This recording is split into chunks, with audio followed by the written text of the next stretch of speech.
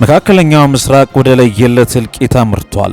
ዓለምን ያስደነገጡ ሰብአዊነትን የፈተኑና የቀጠናው ካርታ ሊቀይሩ የሚችሉ አስደንጋጭ ክስተቶችን እናስደምጣቸው። በሊባኖስ ምድር ሰማዩ በጭስ ምድሪቱ ደግሞ በንጹሃን ደም ተለጉሳለች። በአንድ ጀንበር 687 ነፍሳት በእስራኤል የቦምብ ናዳ ተጨፍጭፈዋል። የሊባኖስ ጤና ሚኒስቴር እንዳረጋገጠው ከሟቾቹ መካከል 62 ሴቶች ሲሆኑ ከ1700 በላይ ሰዎች ደግሞ በአሰቃቂ ሁኔታ ቆስለዋል ብሏል። ከእነዚህ መካከል 304 ህጻናትና 328 እናቶች ይገኙበታል ተብሏል። ይህም ጥቃቱን የሰው ዘር ማጥፋት ወንጀል ሊያሰኘው እንደሚችልም እየተነገረ ይገኛል። በሌላ በኩል የዋሽንግተንና የኢራን የጀርባ አጥንት ለመስበር ቆርጣ ተነስታለች። $10 ሚሊዮን ይህ የአሜሪካ የውጭ ጉዳይ ሚኒስቴር የኢራንን እስላማዊ አብዮታዊ ዘበኛ ጦር ከፍተኛ መሪዎችን አሳልፎ ለሚሰጥ ወይም መረጃ ለሚያቀብል አካል የተቆረጠለት ግዙፍ ሽልማት ነው። አሜሪካ የኢራን ወታደራዊ ኃይል በገንዘብና በደህንነት መረጃ ለማዳከም የጀመረችው ይህ አደገኛ ጨዋታ ቀጠናውን ወደ ከፋ የጥላቻ ዙሪት ከቶታል ነው የተባለው። ነገር ግን ይህ ወታደራዊ ግስጋሴ ያለ መስዋዕትነት አልሆነም። በኢራቅ ሰማይ ስር ነዳጅ በመሙላት ላይ የነበረው የአሜሪካ KC-135 የጦር አውሮፕላን ተከስክሶ 6 የአሜሪካ ወታደሮች ሕይወታቸውን አጥተዋል ተብሏል።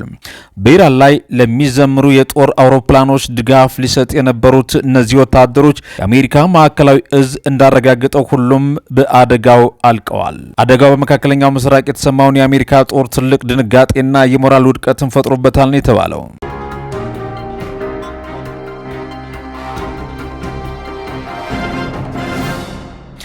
ሰላም ጤና ይስጥልን። ይህ የኢትዮጵያ ጂኦፖለቲካል ኒውስ ነው። ዛሬ በመካከለኛው ምስራቅ እየተያየ ያለውን ግጭት ከእስራኤልና ሂዝቡላ አልፎ በአሜሪካና በኢራን መካከል ወደ ለየለት ቀጠናዊ ጦርነት ተሸጋግሯል። እነዚህ ክስተቶች ወዴት ያመራሉ? የኢራን ምላሽ ምን ይሆናል? አሜሪካስ ተጨማሪ ኪሳራዎችን ትሸከም ይሆን? በዛሬው ልዩ ዝግጅታችን እነዚህ ነጥቦች በዝርዝር እንመረምራለን። እስከ ዝግጅቱ ፍጻሜ አብራችሁን ቆዩ። ይህ ጂኦፖለቲካል ኒውስ ነው።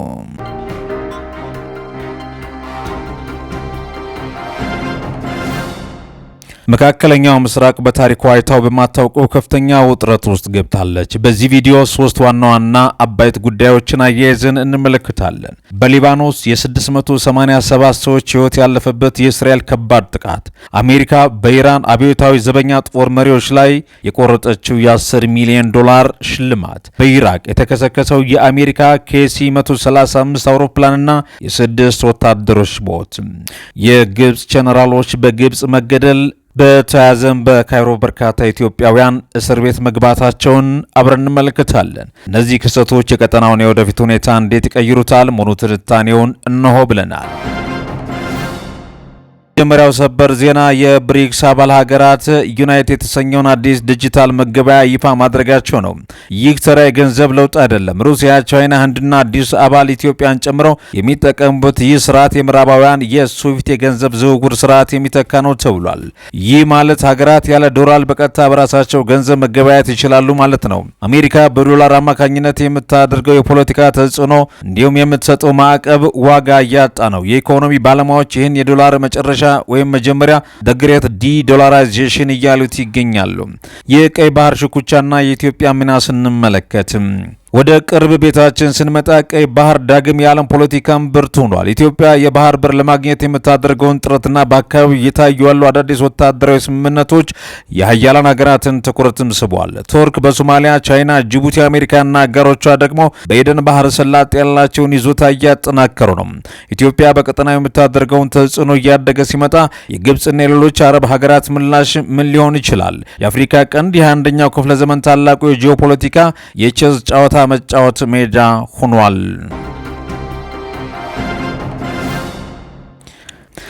ዛሬ በአካባቢያችን ምን አዲስ ነገር አለ? ከኢትዮጵያና ኤርትራ ድንበር ውጥረት እስከ ሱዳን የእርስ በርስ እልቂት፣ ከግብጽ የካሳ ጥያቄ እስከ ሶማሌ የባህር ውዝግብም ዝርዝር ትንታኔውን ነው። በመጀመሪያ ወደ ሰሜን የቀንዱ ጫፍ ስንሄድ በኢትዮጵያና በኤርትራ መካከል ያለው ግንኙነት በፈሳሽ ነዳጅ ላይ እንደመጫር ሆኗል። በአስመራ በኩል የሚታየው ወታደራዊ እንቅስቃሴና ከአዲስ አበባ የሚሰነዘሩት ሉዓላዊነትን የማስጠበቅ ንግግሮች ቀጠናውን ወደማይፈለግ ግጭት ሊከቱት እንደሚችሉ ተንታኞች ስጋታቸውን እየገለጹ ይገኛሉ። ኤርትራ በኢትዮጵያ የውስጥ ጉዳይ ጣልቃ በመግባት ኢትዮጵያ ደግሞ በዛቻ መልክ የቃላት ጦርነት ውስጥ መግባታቸውን የሰላሙን ተስፋ አዳጋች አድርጎታል የሚለው ምዕራባውያን ተበራክተዋል። ወደ ደቡብ ሱዳን ስንሄድ ወደ ምዕራብ ስናመራ ሱዳን አሁንም በራሷ ልጆች ደም እየታጠበች ትገኛለች። ጦርነቱ 4ኛ ዓመቱን ሊደፍን ሲቃረብ በጀነራሎቹ መካከል ያለው ግትርነት በሚሊዮኖች የሚቆጠር ሱዳናውያንን ለረሃብና ለስደት ዳርጓል። በደቡብ ሱዳንም ቢሆን የአኮቦ ግጭት ዳግም ማገርሸቱ የቀድሞ የሱዳን ግዛት አሁንም የሰላም ርቀት እንዳለበት ማሳያ ሆኗል። ወደ ግብጽና ሶማሊያ ሀገራት ስንሄድ በመጨረሻም ግብጽና ሶማሊያ በኢትዮጵያ ላይ ያላቸውን የጋራ ጓም እያጠናከሩ ነው። ካይሮ በህዳሴው ግድብ ዙሪያ ያላትን የድርድር ስልት በመቀየር አሁን ላይ የውሃ መጠንን ቅነሳ ካሳ መጠየቅም ጀምራለች። ይህ ጥያቄ በሶማሌ የባህር በር ውዝግብ ጋራ የተገናኘ ነው። ኢትዮጵያ በዲፕሎማሲ መንገድ በሁሉም አቅጣጫ እንድትወጠርም እየሞከረች ትገኛለች። የቀንዱ ሀገራት የወደፊት ዕጣ ፈንታ በውይይት ወይስ በወታደራዊ ጡንቻ ይታረቅ ይሆን? በየጊዜው የሚለዋወጡ እነዚህ መረጃዎችን እንከታተላለን፣ ለእናንተም እናደርሳለን። መረጃው ይቀጥላል።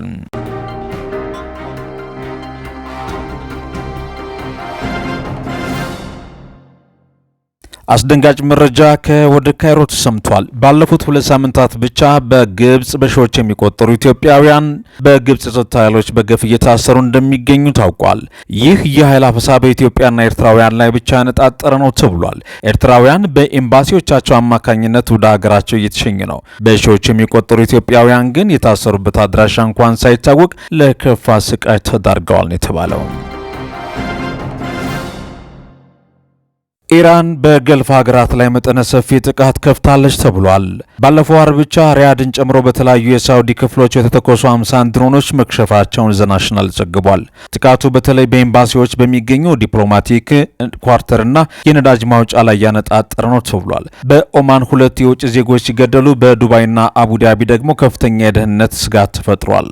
የአሜሪካ አስተዳደር የነዳጅ ዋጋን ለማረጋጋት የሩሲያን ነዳጅ ለ30 ቀናት እንዲሸጥ ቢፈቅድም የኢራኑ አዲሱ ጠቅላይ ሚኒስትር አያቶላ ሙጅታባ ኻሜኒ ግን የሆርሙዝን የባህር ሰርጥ ተዘግቶ እንዲቆይ ትዕዛዝ አስተላልፈዋል። የተወደዳችሁና የተከበራችሁ አድማጭ ተመልካቾቻችን አብራችሁን ስለቆያችሁ ከልብ እናመሰግናለን። በተለያዩ ዜናዎች ድጋሜ እስከምንገናኝ ድረስ በያላችሁበት ሰላማችሁ እንዲበዛ እንመኛለን። ይህን የጂኦፖለቲካል ኒውስ በርካታ ትንታኔዎችን የምንሰጥበት ቻናል ነውና ሰብስክራይብ በማድረግ ተወዳጁን ሀሳብ አስተያየታችሁን ኮሜንት ላይ ያስቀምጡልን። ላይክ ማድረጋችሁን እንዳትረሱ።